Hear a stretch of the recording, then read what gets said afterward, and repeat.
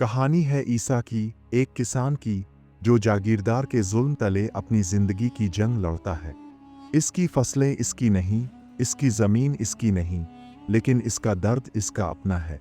जब भूख और कर्ज इसके खानदान को तबाह कर देते हैं और इसकी मासूम बेटी ज़ैनब की जान चली जाती है, ईसा के अंदर की आग भड़क उठती है। क्या वो जागीरदार के जुल्म के खिलाफ आवाज़ उठा पाएगा? क्या इसकी कुर्बानी रंग लाएगी?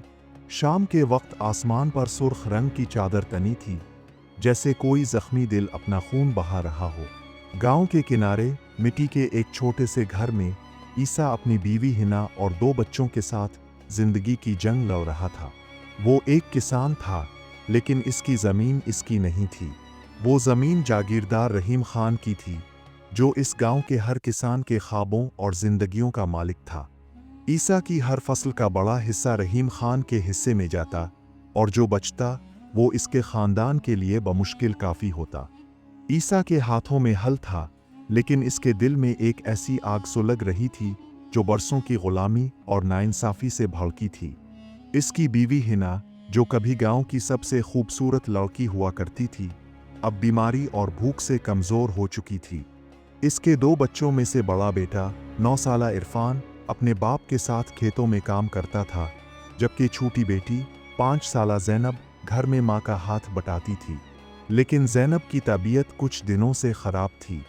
इसकी खांसी रातों को घर के सुकूत को तोड़ देती, और इसकी आंखों में एक ऐसी थकन थी जो किसी बच्चे के चेहरे पर नहीं होनी चाहिए।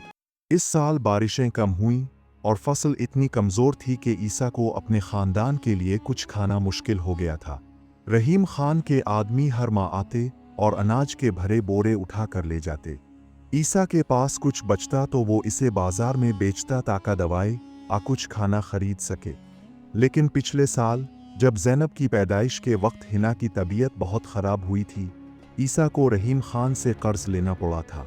वो कर्ज अब इसके गिले का फंदा बन चुका था।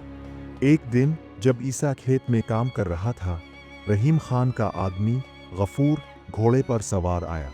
इसके चेहरे पर वही गुरूर था जो हर जागीरदार के मुलाजिम को अपने मालिक से वर्षे में मिलता है। ईसा, तेरी फसल तैयार है? गफूर ने सर्द लहजे में पूछा। हाँ गफूर भाई, लेकिन इस बार फसल कमज़ोर है, बारिश नहीं हुई। और ईसा ने बात अधूरी छोड़ दी। हमें तेरी कहानियों से कोई दिलचस्पी नहीं। रहीम खान ने कहा है कि इस बार पूरा कर्ज अदा करना होगा, वरना तेरी ज़मीन हम ले लेंगे। गफूर ने धमकी दी और घोड़े को अलिफा लगाकर चला गया। ईसा के पाँव तले ज़मीन निकल गई। ज़मीन, वो ज़मीन जो इसके बाप दादा की थी, जिस पर इसने अपनी ज़िंदगी का हर लम्हा लगाया था। वो इसे खो नहीं सकता था, लेकिन कर्ज अदा करने के लिए इसके पास कुछ भी नहीं था। घर पहुंचते ही इसने हिना को सारी बात बताई। हिना की आंखों में आंसुओं की जगह एक गहरी खामोशी थी। ईसा, हम ज़ैनब को कैसे बचाएंगे? इसकी दवाएं ख़त्म हो चुकी हैं और हमारे पास कुछ नहीं बचा। हिना की आवाज़ कांप रही थी। ईसा ने ज़ैनब को देखा, जो कोने में पड़ी खांस रही थी। इसकी छोटी सी जान इसके सामने दम तोड़ रही थी, और वो कुछ नहीं कर सकता था। इस रात ईसा और हिना ने भूखे पेट सोने की कोशिश की, लेकिन ज़ैनब की खांसी और उनके अपने दिल की धड़कनों ने उन्हें सोने ना दिया। अगली सुबह ईसा ने फैसला किया कि वो रहीम खान से इल्तिजा करेगा। वो जागीरदार के बड़े महल नुमा घर की तरफ चला गया। रहीम खान अपने तख्त नुमा कुर्सी पर बैठा था। इसके चेहरे पर एक ऐसी मुस्कुराहट थी जो सांप के जहर से भरी होती है। रहीम खान, मेरी बेटी मर रही है। इस बार फसल कम हुई है, मैं आपका कर्ज अदा नहीं कर सकता। बरा करम, कुछ मोहलत दी, ईसा ने हाथ जोड़कर कहा। रहीम खान हंसा। ईसा, ये ज़मीन मेरी है। तुम इस पर काम करते हो तो मेरा हक है कि मैं अपना हिस्सा लूं। अगर तुम कर्ज नहीं अदा कर सकते तो ज़मीन छोड़ दो। गांव में और भी किसान हैं जो तेरी जगह ले सकते हैं। ईसा की आंखों में आग भड़क उठी, लेकिन वो खामोश रहा। वो जानता था कि रहीम खान के सामने बगावत का मतलब मौत है। वो सर झुकाए घर वापस आ गया। रात को ज़ैनब की हालत और बिगड़ गई। इसकी सांस उखड़ रही थी और इसका चेहरा जर्द पड़ चुका था। हिना ने इसे अपनी गोद में ले रखा था, और इसकी आंखों से आंसुओं का सैलाब बह रहा था। ईसा ने गांव के हकीम को बुलाया, लेकिन हकीम ने साफ कह दिया कि ज़ैनब को बचाने के लिए महंगी दवाएं चाहिए, जो ईसा के बस से बाहर थीं। मैं अपनी बेटी को नहीं खो सकता, ईसा चीखा, लेकिन इसकी आवाज़ आसमान तक नहीं पहुंची। रात गहरी होती गई और ज़ैनब की सांस थमती गई। सुबह के वक्त जब पहली किरण घर में दाखिल हुई, ज़ैनब की छोटी सी जान इस दुनिया से रुखसत हो चुकी थी। हिना की चीखें गांव भर में गूंज उठीं। ईसा अपनी बेटी के छोटे से जिस्म को देखता रहा, जैसे इसका दिल इसके सीने से निकलकर ज़मीन पर गिर चुका हो। इरफान, जो अपनी बहन से बेहद प्यार करता था, खामोशी से कोने में बैठा रो रहा था। ज़ैनब की मौत ने ईसा के अंदर कुछ तोड़ दिया। वो ईसा नहीं रहा जो सर झुकाकर जागीरदार के जुल्म सहता था। इसके दिल में एक आग भड़क उठी जो अब खामोश नहीं रह सकती थी। लेकिन इससे पहले कि वो कुछ करता, रहीम खान का आदमी गफूर दोबारा आया। ईसा, रहीम खान ने कहा है कि कर्ज अदा करने के लिए तुम्हारी ज़मीन अब हमारी है। कल तक घर खाली कर दो, गफूर ने बेरहमी से कहा। ईसा के हाथ कांपने लगे। इसने गफूर की तरफ देखा और इसकी आंखों में एक ऐसी चिंगारी थी जो मौत से भी ज्यादा खतरनाक थी। मेरी बेटी मर गई है, गफूर। क्या तुम्हारे दिल में जरा सी भी इंसानियत नहीं? इसने पूछा। गफूर हंसा। हम जागीरदार के मुलाजिम हैं, ईसा।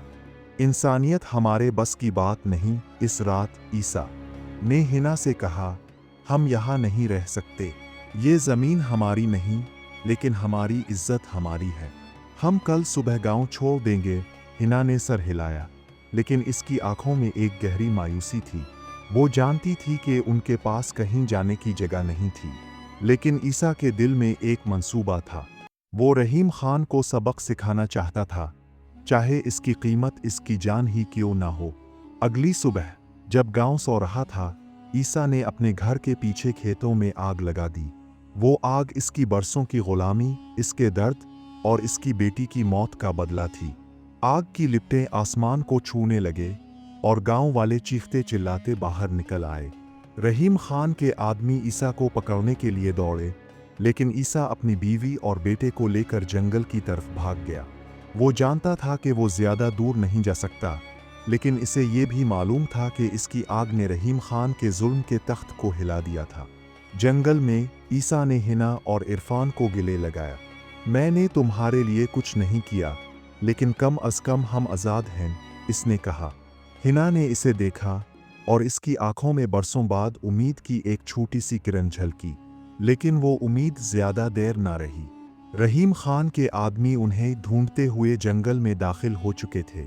चंद घंटों बाद जंगल की खामोशी गोलियों की आवाज से टूट गई। ईसा ने अपनी आखिरी सांस तक लड़ाई की, लेकिन वो रहीम खान के आदमियों के सामने ठहर ना सका। हिना और इरफान को भी नहीं बख्शा गया। गांव वालों ने उनकी लाशों को जंगल से निकाला और खामोशी से दफन कर दिया। रहीम खान ने एक नई जमीन पर कब्जा कर लिया और जिंदगी फिर से वही हो गई। लेकिन ईसा की कहानी गांव के लोगों के दिलों में जिंदा रही। वो कहानी एक इबरत थी, एक सबक था कि इंसानियत से खाली निज़ाम किस तरह खानदानों को तबाह कर देता है। ईसा की आग बुझ गई, लेकिन इसकी चिंगारियां गांव के किसानों के दिलों में सुलगती रहे।